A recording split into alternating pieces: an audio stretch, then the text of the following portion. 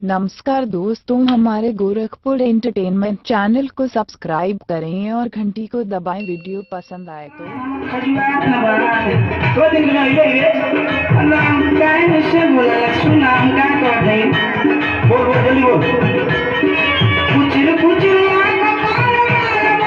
अगर आप चाहते हैं कि गोरखपुर एंटरटेनमेंट की वीडियो सबसे पहले आप तक पहुंचे तो लाल बटन को दबाकर चैनल को सब्सक्राइब करें और घंटी को दबाएं।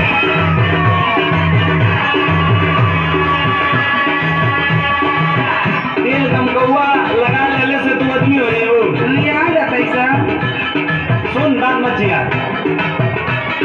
तोहरे मुहर कब तो सोरे पूरा गवा छछुनारो का कर बूते लगमा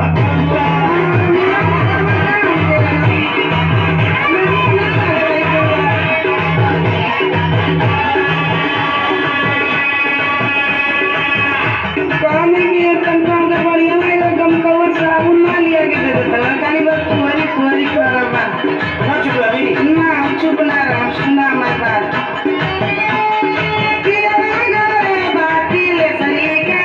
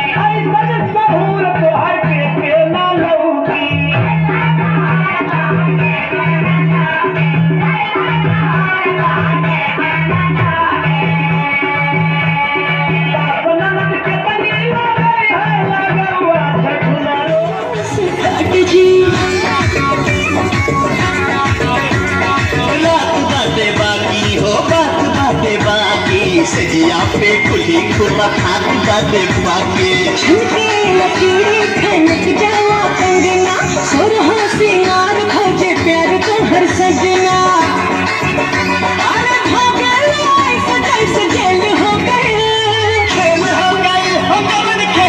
गए डबल ड्यूटी वाला खेली कैसे खेल दादा रे मत खेल हो गए लगे जाता में पीछा जाई बाटे दादा रे मत खेल हो गए